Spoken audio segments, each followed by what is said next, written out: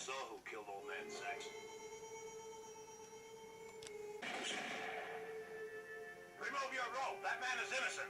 No witnesses, not even friends.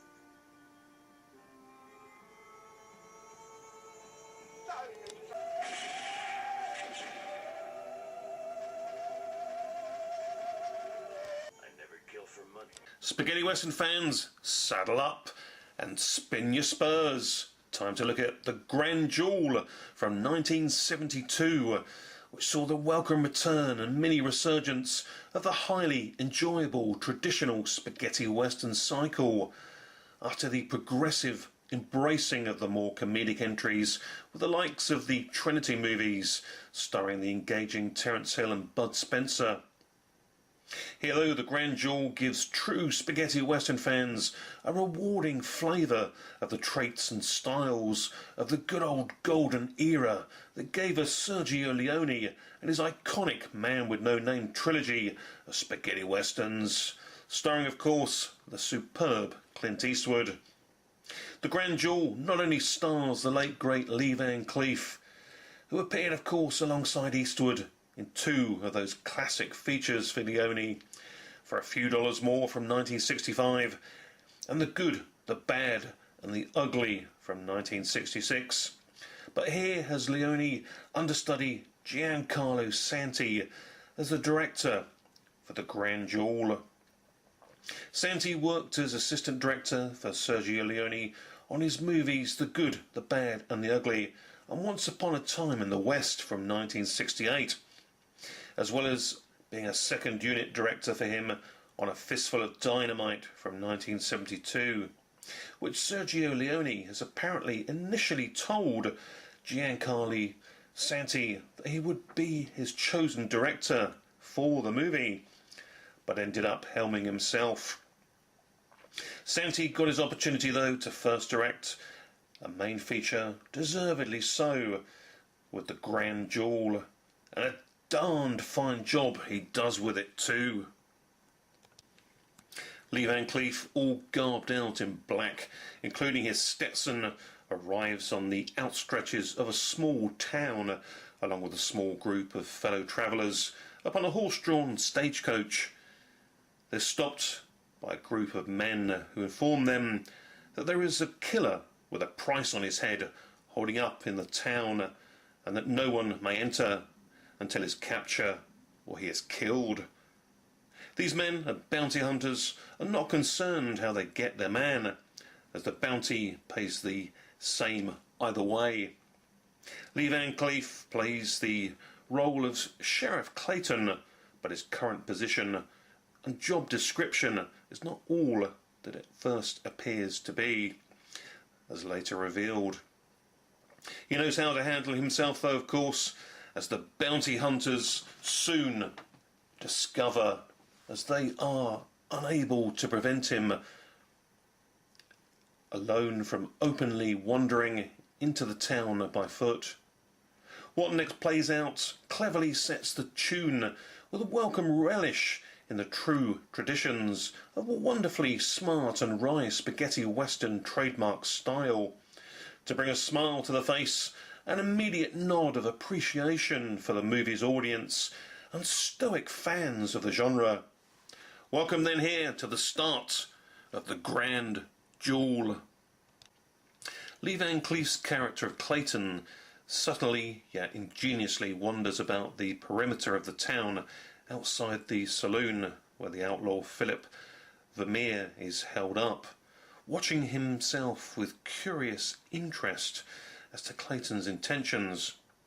Wermeer is played by one-time co-starring lead here, Alberto Dentice, aka Peter O'Brien, a young guy with plenty of charm and more than a few capable tricks of his own, which come soon into play. Sheriff Clayton seems to know something about Wermeer, and the truth about both their characters plays a big part in the unfolding storyline of the piece. Here plays out the first very well staged shootout and clues as to what to expect from this savvy and highly entertaining slice of 70s spaghetti western goodness that is the Grand Duel. With Philipp Wermeer eluding capture, Clayton resumes his onward-bound journey with his fellow stagecoach passengers, and the frustrated bounty hunters mount up to pursue their fleeing prize bounty. All are bound for Saxon City, where both outlaw and sheriff have unsettled business with the Saxon family. One having been, he claims, framed for the murder of the head Patriarch, and seeking proof as to who the true killer is, and also revenge for the murder of his own father at the behest of the Saxon family.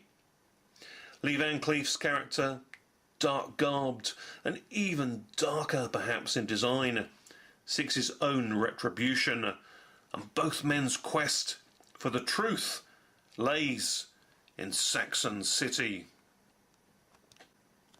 The Saxon family consists of an eclectic menagerie of the mean and the menacing, to downright maniacal, and each is perfectly cast in on-screen character.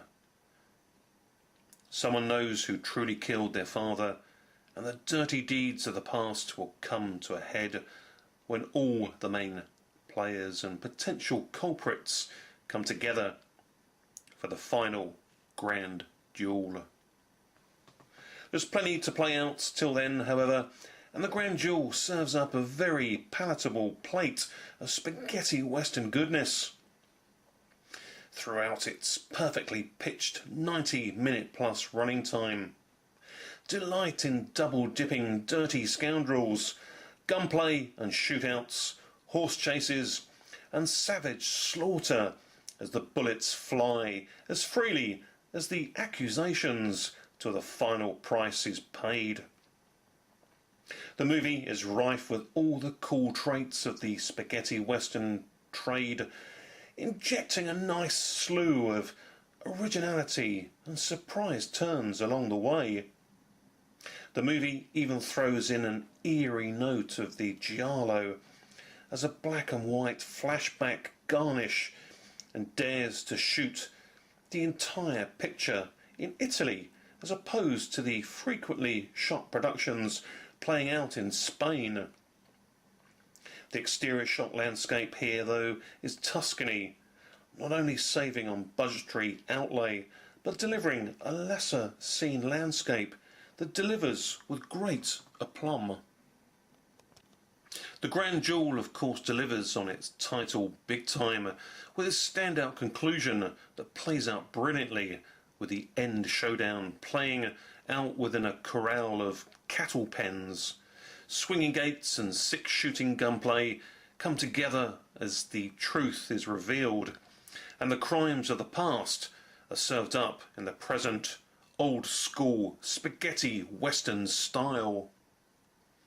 What a satisfying 6.5 out of 10 showreel this picture delivers right from the outset, establishing its wonderfully shot scenes of composition and framing, deliciously delivering its splendid full widescreen 2:3:5:1 vista, complemented by a haunting melody theme and consummately acted by all involved.